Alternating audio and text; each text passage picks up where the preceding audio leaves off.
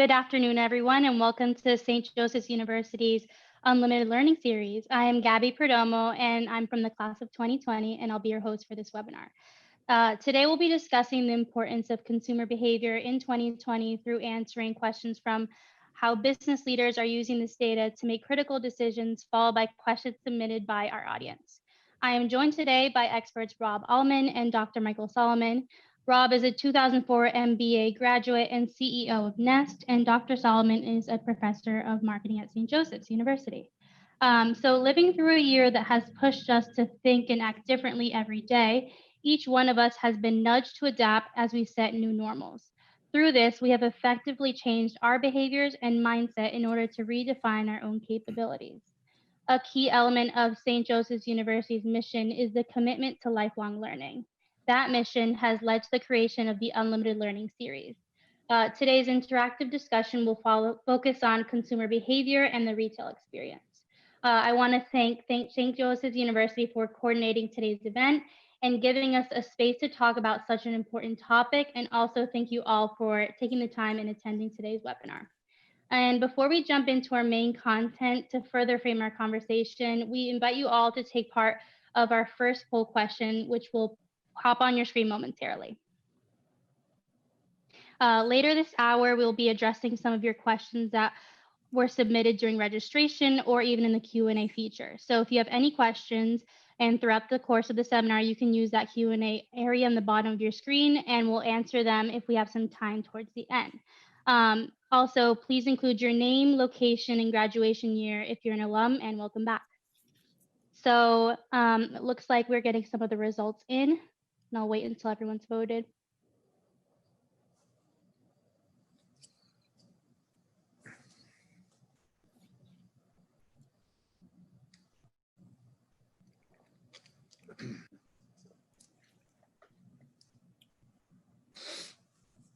So it seems most of us are interested in consumer behavior. It's good. I am too.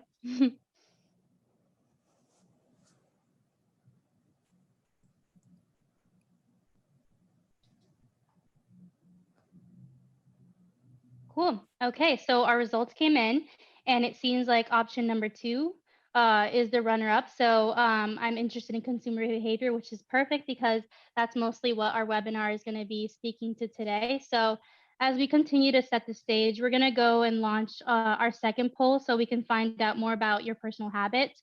And as you're responding to that poll, I'd like to ask our guest speakers some questions to start us off. So Michael, can you explain a little bit more about what consumer behavior is and why it's so important to consider consumer behavior data in retail? Sure, Gabby, I'm happy to do that. And thanks for including me. I have to say I'm right in the middle of grading final exams, so this is a very welcome interruption. I appreciate it. So I like to tell my students, obviously I'm a little biased, but what I tell my students in the Hab School is that consumer behavior is the single most important course that they're ever going to take. It happens to be the one I'm most fond of teaching. But the reason I say that is that, of course, obviously there's many, many different moving parts in running a business. But at the end of the day, if you don't have any customers, it doesn't really matter what your supply chain looks like or anything like that. You need customers to keep it going. And so obviously, whether you're a retailer or you're in another line of business, it's extremely important to understand what drives your customers, what impels them to choose your service or your business over another. And I need to emphasize that when we talk about consumer behavior, ideally, we're not just talking about the what of consumer behavior, we're talking about the why. So one big thing that most companies do pretty well is they keep track of who is buying what they sell. And obviously that's very important. But we also want to get behind the scenes a little bit and ask ourselves, why did they choose brand A over brand B? And that is key if you're a strategic thinker. We try to teach our students in the Hab School to be strategic, long-term thinkers. we have a graduate, Rob, here on the program, who obviously listened when he was sitting in class. And what we're trying to understand is what are the underlying drivers that are motivating people to make certain decisions. With the understanding that this is definitely a work in progress at all times. And so we not only want to understand what people are doing, we want to understand why, because if we understand why, then when the next crisis comes along, and hopefully it won't be as severe as this one, but there's always a crisis somewhere, we're going to have a better basis to be able to respond to that. So really, consumer behavior is, I think, at the heart of marketing. And marketing, again, I'm biased, but I believe that marketing is at the heart of all business because, as I said, you can't have a business unless you have customers. Yeah, definitely. And Rob, is there anything you'd like to add in to that? Yeah, certainly not my background, but just from a marketing perspective, we're seeing it right now. And we've seen it since the beginning of the pandemic, but now we're on the holiday seasons and we know retail really depends on, Black Friday through New Year's, the amount of marketing that's not just about the holidays, but coming together, right? And giving you that good feeling. So seeing that kind of marketing obviously drives folks to want to go to those particular brands just by human nature, right? So I think there's a huge opportunity there. And I think some of the retailers are definitely excelling there. And, regardless of what we get out of this, I think we all know that retail has some challenges ahead, right? Like you've got to walk back into a store. How do you feel confident? And I'm certain we're going to share some great insight with that as well. Yeah, definitely. And speaking to those drivers that you both mentioned, how do you think consumer behavior has changed amid COVID-19? And in what ways does it remain predictable or the same? Well, that's the million-dollar question, isn't it? Everybody wants to know not only how things have changed, but what's going to happen when we come back to what's being called the so-called new normal. I think we're going to get into the weeds on this, so as we talk. But for right now, I'd like to invite everybody to think about a metaphor. Just indulge me for a minute, and think about consumers as a block of ice. Okay, and the reason I say that is that in quote normal times, we tend to be fairly frozen in our ways, and I think Rob will. I hope he'll agree with me that it's very difficult. It's certainly not impossible, but it's difficult to get people to change their patterns, to change their habits. In the case of what Rob's company does, to adopt new ways to put technology in their homes, et cetera. And so if you're a startup brand, if you're a niche marketer, it can be very frustrating because everybody's got their favorite brands and so on. Now that ice is frozen in place, but every now and then some really big event occurs that starts to thaw the ice. Now we can think about global warming, literally as one of those. But more generally, some event occurs like the pandemic that we're in right now that starts to melt the ice. And what that means is that suddenly the old ways of doing things are no longer working and people become more fluid, just like ice turns into water. And what that means is that, and I try to tell managers this, as we're in the middle of these dark days, it's not all bleak because when we're in what we think of as an unfreezing period, people are receptive to new things, to new products and services. This is actually an amazing opportunity to change their behaviors. And so as we're going through this pandemic, we see that people are experimenting with new behaviors, and your poll that you put up, addresses that directly. And it can be something as small as substituting an elbow bump for a handshake, but it can be something a lot more fundamental, like the way we shop and so on. And so we have this transitional period. Hopefully it's not going to last too much longer, right? But during this period, people's behavior unfreezes. But there will be a time when that water freezes again. And when that water freezes again, people will once again be stuck in their habits, in their ways, but those habits will have changed. And so we go through these three phases. We're in that second phase right now. And we're seeing that people are receptive to a lot of new ways of doing things. A great example is grocery shopping online. A lot of people never would have considered that before the pandemic. Now they're going, it's likely that many of them are saying, you know what, that's actually pretty convenient. I think I'll keep doing that even when it's not an issue going back to the grocery store. So there's an example where a behavior has unfrozen. There's a change that is implemented, and next year sometime, maybe in the spring, we're back to quote normal, if there ever was a normal. We might see those behaviors now get frozen into place. So consumer behavior is a process. It is always changing. Some things change more than others. Our preferences for certain styles, and we can talk about how the apparel industry, for example, is reacting to this crisis and so on. But basically, it's important to understand that there are certain times to act when consumers are a lot more receptive. And I think that we're going through one of these times right now. Yeah, and just to go off of the consumer behavior, I think there's two things to really look at, right? People, when we're talking about brick and mortar, make no mistake, people still want to shop. I think there's been a fear for some, and rightfully so. Our customers told us right when the doors started to reopen, call it, Memorial Day weekend for the most part, lines were out the door. People, it's part of our nature, right? We like to go and have an experience. But what we also saw was that these folks had to feel confident that the store was safe. And so cleanliness is such a big factor these days. But I don't think that's going to change. And I think as much as this pandemic has been awful for so many reasons, there's been a lot of silver lining. And one thing that the world had to realize was, cleanliness was not taken seriously. Restaurants right now that we go to, some are taking temperatures before you walk in.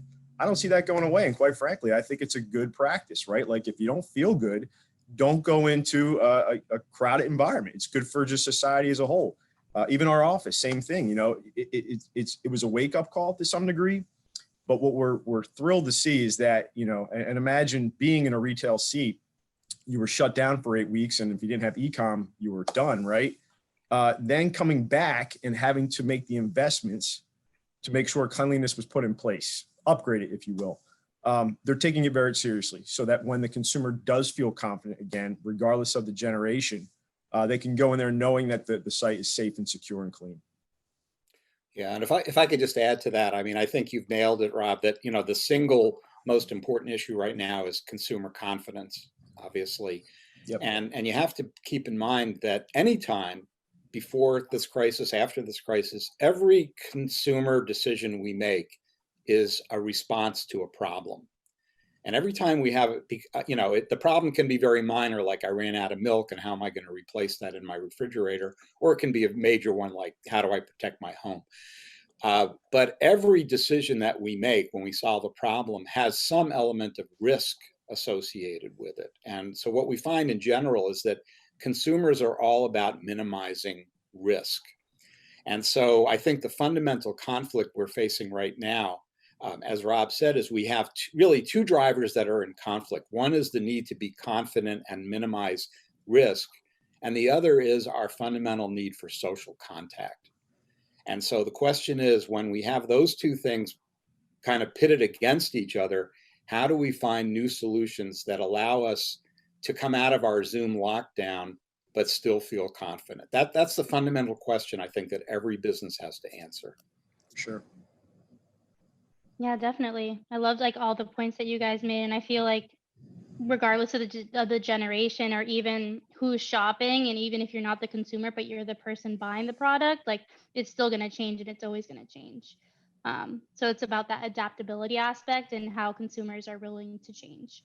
But just looking at the poll here, some of the respondents, so it seems like some people think that, shopping online for clothing and gifts will be changing as well as that delivery aspect for food that I know, Dr. Solomon, you mentioned. So, there's a lot of aspects to this and a lot of products too to buy. So it's going to be interesting to see how our shopping patterns, change and evolve. So thank you all for your responses. And I'd like to continue the conversation talking more about that consumer confidence portion that you talked about, Michael.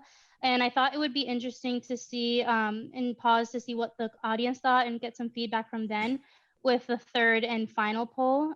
So let's see what they have to say about their shopping patterns.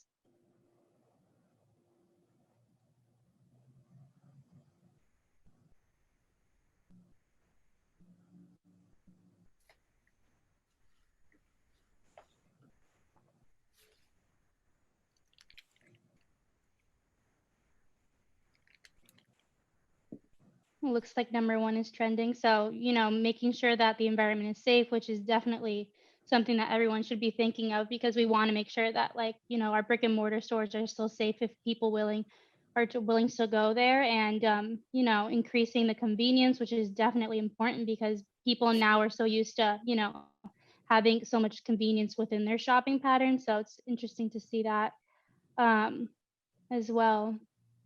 Do you guys have any insight on some of the poll responses? If you're saying number one is the most popular one, I couldn't agree more. Yeah. I think, again, people just want to know, right? Like, what are you doing to make my experience safe? Because once again, you can easily click a button and it can be delivered to your house. And that's great, right? Because that's the convenience factor. But to Dr. Solomon's point, that social interaction we need, right? And the retail experience is a big part of that. Look at Black Friday prior to the pandemic. Like, it wasn't my biggest thing to do, but we know a lot of people would get out of bed at 4 a.m. to be the first one in line. So, coming out of it, again, I think the things that we've done to help that experience be safe, whether it's, increasing the janitorial programs or more touchless fixtures, that doesn't go away. If anything, that becomes more of the investment that they make from managing the brick and mortar for those that want to walk back in. And I think the other piece is, there are these other ways to get the product, right? Again, just technology has been a big driver of that. So the retailers that are going to thrive out of this pandemic, they're going to make the retail experience just that. You don't have to go to the store to pick up the product, but you want to go to the store to touch it, to feel it, to have that experience. I brought this up a couple of weeks ago to another group. We had a customer that built a 60,000 square foot flagship store in the meatpacking district of New York City, where you can imagine where the rent is. Oh, sorry. And they didn't sell one product. It was all about touching what they have. And then if you liked it, went online or you went to Best Buy, pick up the product. So again, to make that kind of investment tells you they were thinking ahead, thinking differently, right? Like we talked about, you've got to make sure that there's an experience there to drive the people to the store, and then the purchase happens afterwards. Yeah, and I think, and Rob, I'm interested to know your reaction to this. I feel that right now the biggest threat to this is credibility.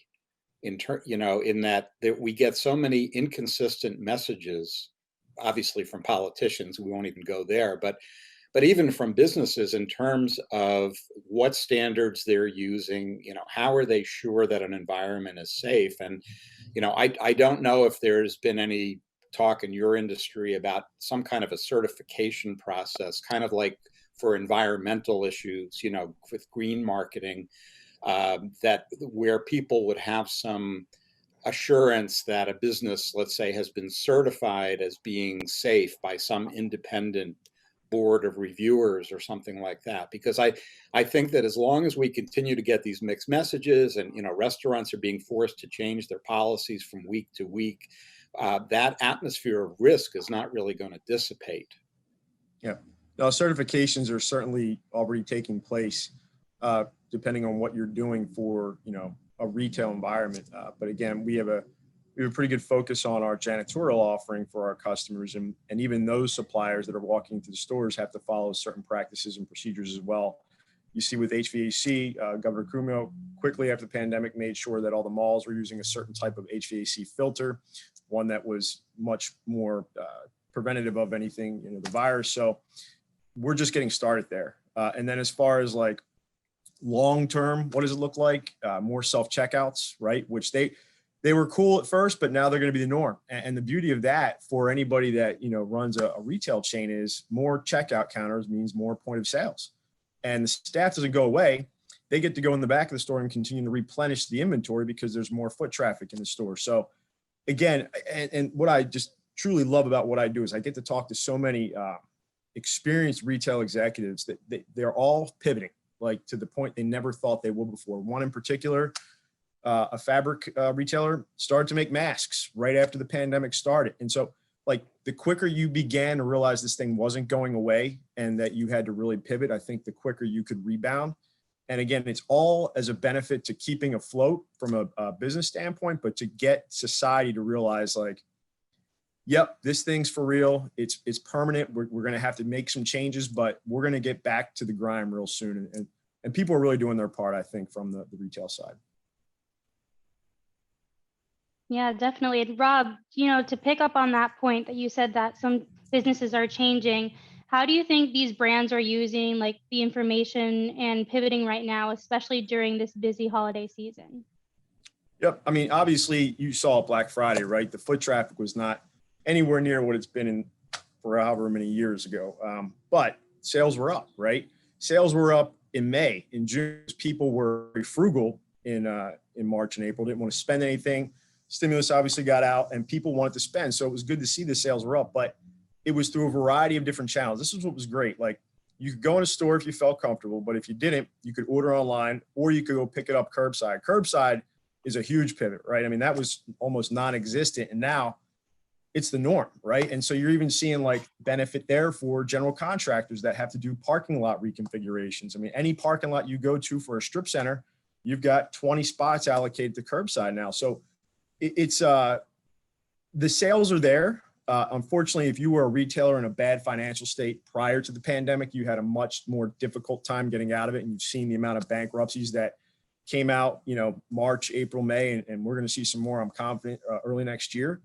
But if you were in a good spot and you were able to do the type of things we're talking about, they're seeing the sales and continually going up. And they're hopeful that, come January, we'll kind of be back to pre-COVID foot traffic and such. Yeah, definitely. And Michael, from what you've seen, what are some examples of new ideas or technologies that are taking off right now to make sure that we're having those safe shopping experiences or even like honing into that consumer confidence? Well, first of all, it's important to remember that other than something like elbow bumps, a crisis like this doesn't really necessarily change behavior so much as it accelerates trends that were already happening. And Rob, I think you just made this point with regard to bankruptcies, unfortunately. But we had certain technologies that were ramping up before the pandemic hit, but they were getting some resistance. So a great example of that is the one you're talking about, which is automation in retailing. And we saw a lot of pushback because it threatens jobs, for example. But what we see now is that consumers are a lot more receptive to the idea of contactless checkout, et cetera. And so to answer, I'll give you two answers. The first is automation in retail, and of course, artificial intelligence and everything that goes around that, which is a huge, basket of technologies that I think are going to accelerate even faster now that we've had the opportunity to see some value that we didn't see before. So automation is one. And the second one, I think, is technologies that focus on somehow creating a more stimulating experience when you're shopping online. And so two of them that I'll point to, one that I've done some work with is augmented reality. And the second one is virtual reality. And I think a lot of people have probably heard of either one or the other.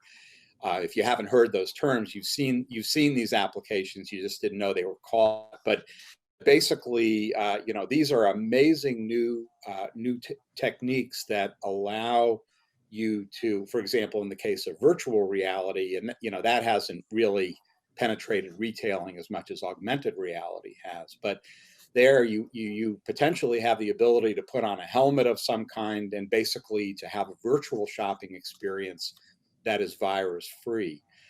And so I think, retailers tend to be kind of slow to the gate in terms of adopting new technologies. I found, and in my own experience, speaking for myself, they, with some exceptions, tend to be fairly risk averse. And so they've been kind of slow to buy into some of these things that have been available in other sectors, like like gaming, for example. And I think that the pandemic has given them a bit of a push there, so that they can understand that that they can still provide a stimulating shopping experience, even if we choose not to get into our cars and drive to a bricks and mortar location. So, I can't stress this enough. If you look at something like augmented reality, for those of you that aren't familiar with it, you see it every Sunday when you watch an NFL game, and you see the down marker on the field that actually isn't there if you're at the stadium. I mean, that's a very primitive application, but been with us for a long time. But what augmented reality can do, for example, is if you mail me a catalog, I can hold my phone or my device over that, and it can bring up a very vivid sales video or a demonstration of the product in use or something like that. So these technologies have the potential to extend our shopping experience in ways that have never been available to anyone in history. And it's actually a really exciting time to look at how retail is going to get really a boost in terms of technology, I think. Wow, yeah, I haven't heard of augmented reality, but I think I'm going to look into it now. I think that sounds really, like, that's creepy because you can, move your phone over to something, but definitely It's going into that consumer experience that, they want to make sure people are still feeling comfortable and like trying their product. So definitely something I'll look into. Yeah, well, I'm sorry. Go ahead, Doc. No, I was just gonna say that, for example, if you think at the store level, you can have a package. Let's say it's a can of peas, something really basic and boring. You can hold your device over it, and you can actually see a chef using that product in a recipe. And so for virtually any product out there, and Rob, maybe some of yours as well, it allows people to really take the collateral that you're giving them and just take it to an entire new level. I mean, I could do an hour webinar on augmented reality. I won't do that today, but it's extremely powerful. And if anyone's interested, I'm happy to elaborate on that offline afterwards. Yeah. I mean, again, not totally related, but when you talk about technology, simple things that just, again, get people to feel comfortable. Like, it's 35 degrees outside right now, and people are still willing to sit outside to eat because they want to go to a restaurant. But when you get to the restaurant, there's no longer a menu. Think about how filthy and disgusting that menu was, and now you scan a QR code and the menu's on your phone. Little things like that, like, again, who would have thought?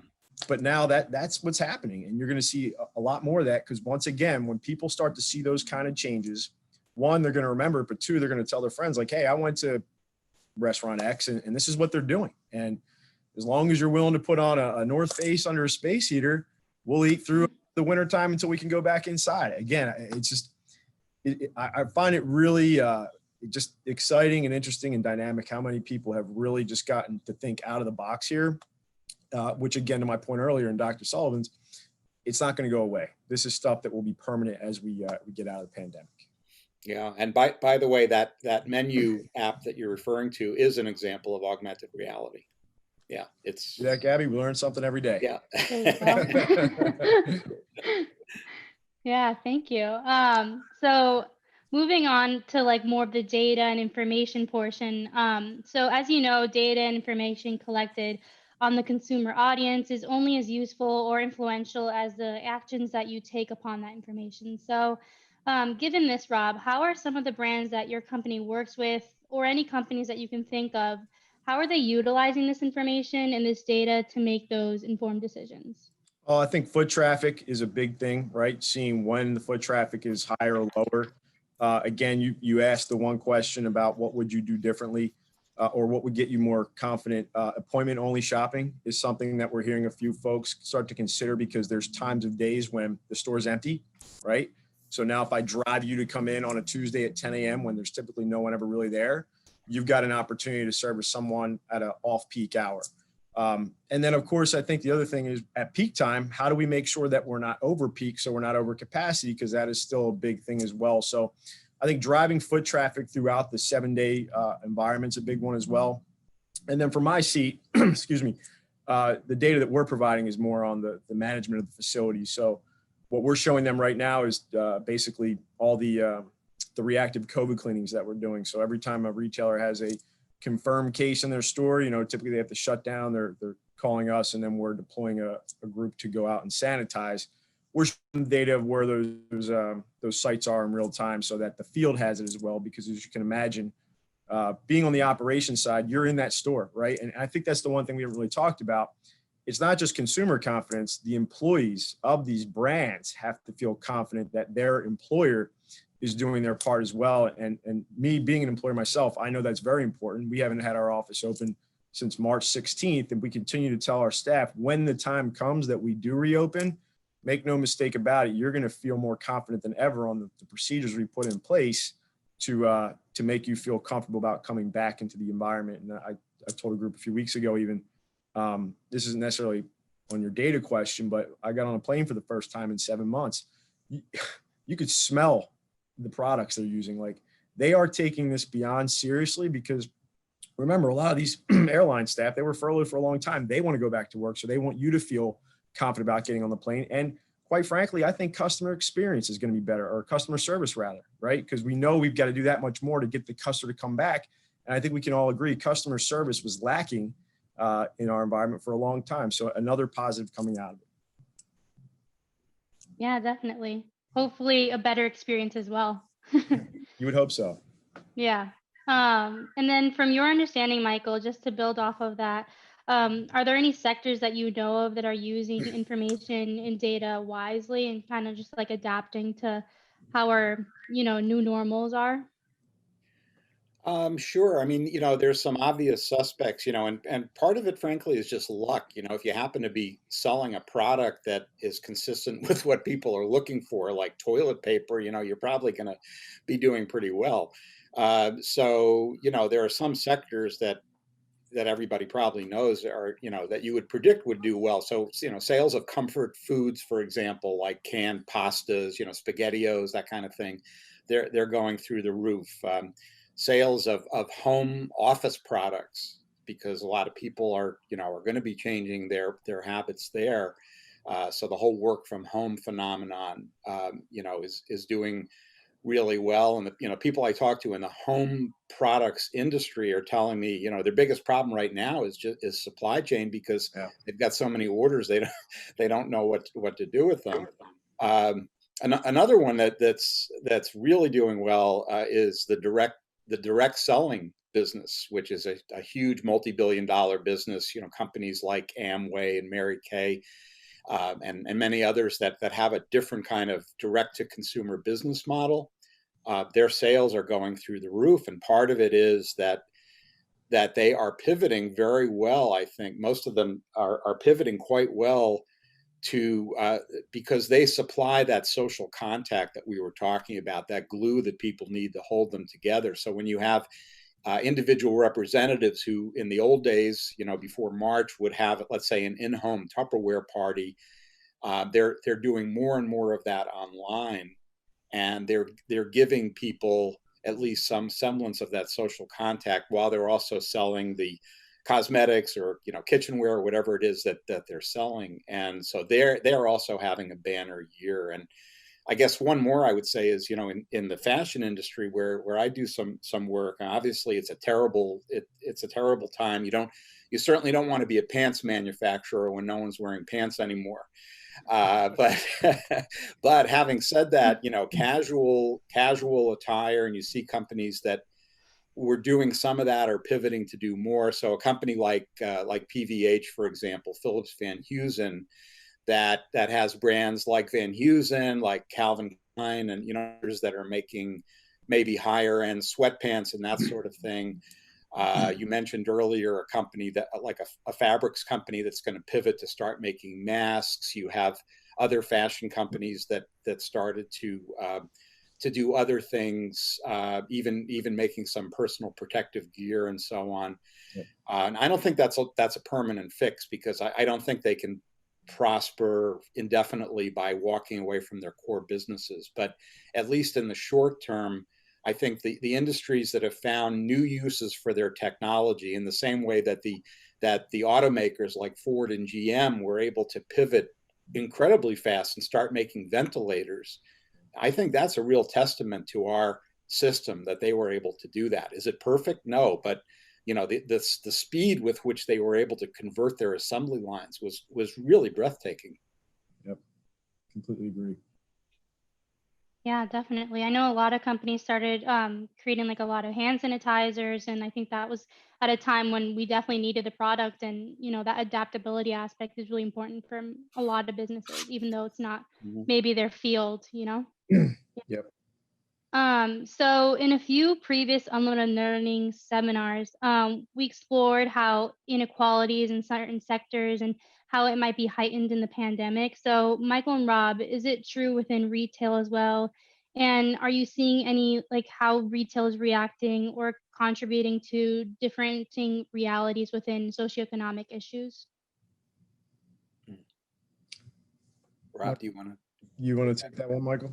Well, I'll tell you what. I'll comment generally, and I'm sure you have some great examples. But like I said earlier, what these crises do is they exacerbate things that were already happening, and clearly one of the biggest social issues we're facing today is income inequality. The pandemic is exacerbating that. Obviously, people who have no choice but to work in stores or in other contact environments have to go to work. They're more likely to get sick, et cetera. And so this is continuing to be a big problem. I think some of the big retailers at the beginning, quite honestly, were they tried to make a statement by at least temporarily raising salaries and so on. But some of them have kind of walked away from that at this point. So there's still a lot of problems there.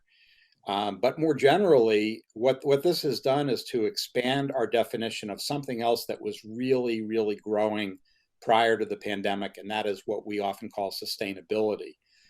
So when people talk about sustainability, that word actually covers a lot of things. Most people think it means we don't want to put stuff into landfills, we don't want to pollute our water supply, from textile mills and so on. But one of the other pillars of sustainability is people. And, Rob was talking about his own employees and so on. And so I think generally we're seeing a greater recognition that you need to be good to your people as well as being good to the environment. Now, how companies act on that is another story. And again, I think that we've had mixed results with that. Some companies are really doing great at making sure no one gets laid off, and others are just kind of talking the talk and not walking the walk. But clearly, and when you talk about something like shopping by appointment and so on, that's got a class bias to it because, personally, I think one scenario that we may see down the road is that more affluent people are going to continue to shop in stores where they have a very safe experience because it's going to be by appointment. So at a place like Nordstrom, for example, you might be able to, have an appointment with your own personal stylist and they walk you through an almost empty store and you can try on whatever you want. But you can't replicate or scale that experience to the mass market. And so I think, one scenario, I hope it doesn't happen, but I think it will, at least in the short term, is that wealthier people, in the same way as when the pandemic hit and everybody in Manhattan, evacuated to the Hamptons to wait it out, wealthier people are better able to get through this, and they're going to be able to pay for the privilege of having a safe and stimulating shopping experience. My concern is with the people out there who don't have that luxury. And I think there's an enormous market out there for companies that recognize that not everybody can cater to the Nordstrom shopper. I mean, there's lots of other, the most of the market is not the Nordstrom shopper, right? And so the question is, how do we provide an equitable experience for those people, both in their role as employees and also as shoppers? Yep. And to kind of trail off that, Michael, we're not a Nordstrom, right? 250-ish employees right now, but we realized right after the pandemic, we had to look at all our spend where we could get lean. And of course, we have a charity line item. But I told my CFO, we can't just eliminate that, right? It's going to be a bad year, but we still have to give back. And I think what really benefited from that is we said, how do we every day we saw somebody else affected by the pandemic, and then of course all the other activity that happened throughout the year. So we said, how can we touch as many organizations across the country? And what's great about the retail brands we service is they're based all over the country, right? They're corporate offices. So we said we would chop out about a $70,000 fund and go to each one of our customers and have them pick a charity or philanthropy of their choice in their local area that we could give to on their behalf. And what that allowed us to do was, one, we met some great organizations, right, all over the United States and even a bit in Canada. But then what we did as employers is we shared the experiences and the stories with our staff, right? In the heat of the pandemic, come July, when there was a lot of uncertainty of what the heck was going on in our country. And I can tell you as an employer, we're big on culture. And the feedback I've received from my staff on what we're doing and what they're learning, and everything from domestic violence to lack of education across the country with certain school districts. We've touched so many, and we actually ended up trademarking it as Nest Nurtures, and that's permanent. And that, I tell that story because we're not a big Nordstrom type company, but we want to set the example for those larger players to do the same thing. To Dr. Solomon's point, you've got to deliver on what you're talking about, and it shouldn't be a temporary thing here. Those that are fortunate enough to give back and to raise awareness, you've got to do it, right? That's just how you need to roll coming out of this. And to piggyback off of retail, every time we spoke to a charity that they picked, we got to talk to them about what we were doing, and we're actually sharing best practices on what they're doing to kind of raise awareness within their community, within their stores, within their management team. So learning a lot. And I think, again, some that aren't taking that seriously, it's a shame. But the more folks like our customers raise the awareness, we're going to make progress, and we're going to make sure we continue to do so. Yeah, and if I can just add to that, I mean, having specific, very measurable actions like that is really the recipe for this. And just talking the talk, which some companies are doing, is a recipe for disaster. I mean, it's especially for younger consumers. When we look at research on millennials, Gen Z, et cetera, what we see is that the biggest driver, the biggest determinant of which brands they'll patronize is which brands give back. And all things equal, that for many, this is not a new thing. Again, this is exacerbated by the pandemic. But having said that, when they find out, they have their radar is pretty good. Like my students, their radar is pretty good, and they have a big BS detector that goes off. When a company says we're doing great things and aren't we wonderful, and they're running these commercials with shiny, happy people, that really isn't going to cut it. And so it's very similar to the environmental movement. We have a term in marketing called greenwashing, which refers to the large majority, unfortunately, of companies that made environmental claims for their products that were actually not true or exaggerated. And by some estimates, over 90% of environmental claims that companies have made are not true. And this is just a way to poison the well. And I think you can apply that logic here, because the companies that talk the talk, but also walk the walk, get rewarded. I'll give you an example. Patagonia, I think, has done a great job of this. Again, not something they started just in March. They've always had this advocacy for the environment and so on. But as Rob enumerated with his company, they can point to specific things they've done and to specific people who have benefited from what they've done. So you got to get away from the glittering generalities. I mean, it's great to do good things and then talk about them, but you got to do them before you can talk about them. Yeah, and it's not just cutting a check, right? You've got to really show. I think when you're talking about retail, right, there's the corporate office and then there's the staff in the stores. Those folks need to understand the impact that their employer's making just as much as the executive team. And that's why we took it so seriously, to make sure all of our staff saw the different philanthropies that we touch, because one, they realize that, we're not a perfect employer, but we do care. But then, they're going to make sure that when they're on board, obviously, that they show that customer service to these clients that we're supporting and helping. And that in turn means a better experience for our customers. So, it pays off in dividends in so many ways. But again, I think, Dr. Solomon said it perfectly. You can't just say it, you've got to deliver on it. And I think the right leaders are going to do it permanently, and it's going to be good for society. Yeah, definitely. And Rob, you were speaking to, acting upon how you have to think differently. And one of Nest's COVID-19 principles is effectively to think differently. So how do you think you're guiding your company or your clients with this principle right now, or just within the whole pandemic? Yeah, so it is one of our COVID-19 principles, but it's actually now our 3-year plan, strategic initiative slogan. So think Great. it's that simple, right? Everything is on the table for discussion.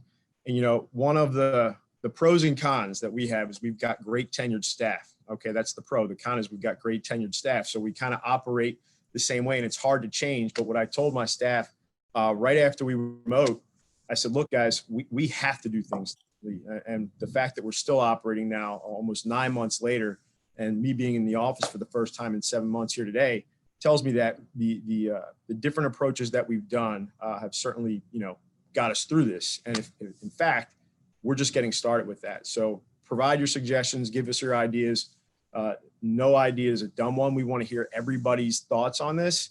And again, I really do believe anybody that took that approach, and a lot of folks did through this pandemic, not only do they survive, but they're either thriving now or they will thrive in the near future, because that's the one big silver lining of this pandemic, right? You had to do things you would never consider. And I was against, not going in the office, but I'm realizing now that it actually worked.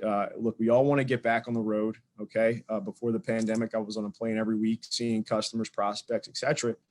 But, I realized end of March, like, wow, I haven't been home for a full week in years. And now I'm taking my kids to school.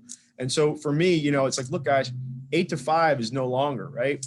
If you need to, jump on from 7 to 9 and then take your kids to school or whatever the case might be, we know we're going to get the productivity out of you because you realize we care about you. And we're, everything from altering shifts to having business reviews over these types of venues. Again, we certainly want to, like trade shows, right? They were done, okay, right after the pandemic. And I said to my sales team, after the first 2 months, we didn't want to sell anything to anybody. We just wanted to be empathetic.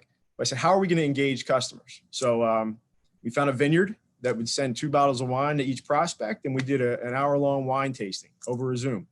And, the feedback we got afterwards was like, that was really cool. I needed that. And by the way, their significant other was on the call too, which we would have never seen at the trade show. So now we're getting to know the family and the friends of our customers and prospects. There's relationships there.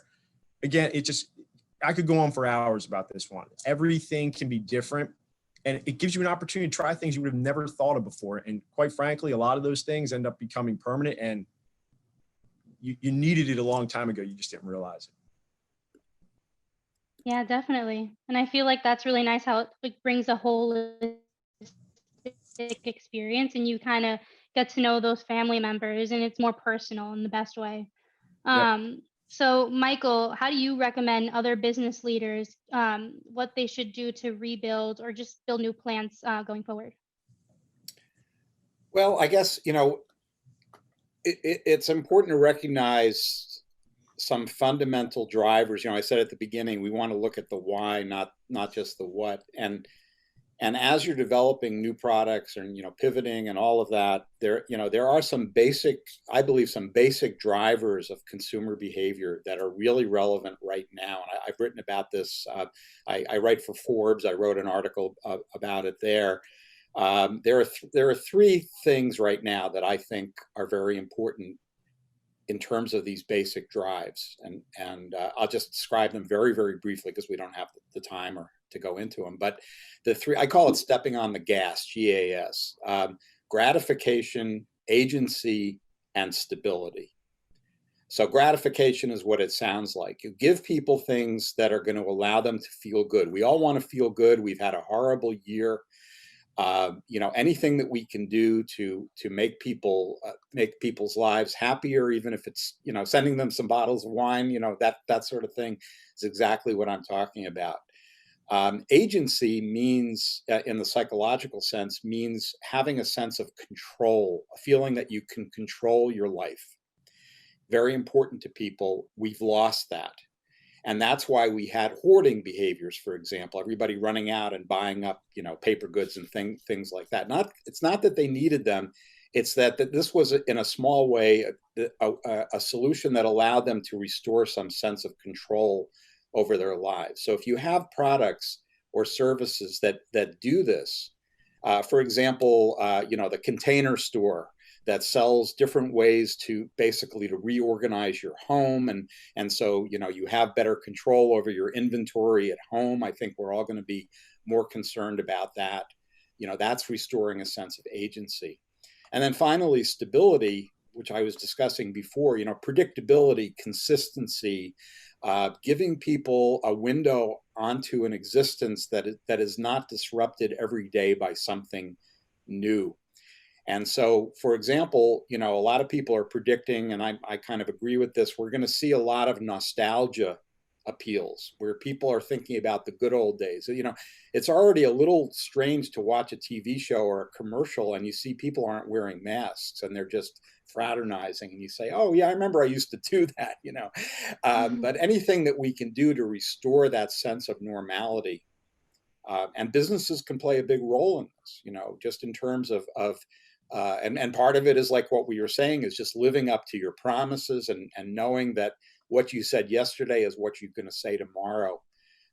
These three drivers are not the only ones, of course, but I think if we, just step on the gas, think about gratification, agency, and stability, and we're all going to come out fine. Those of us, I shouldn't say all, unfortunately, there are going to be, people who are affected by this, but many of us, as Rob said, the ones that are able to pivot, that are able to be flexible and able to recognize that, like you said, there are some silver linings in every cloud. This is a really big cloud, but there's definitely some learnings from this.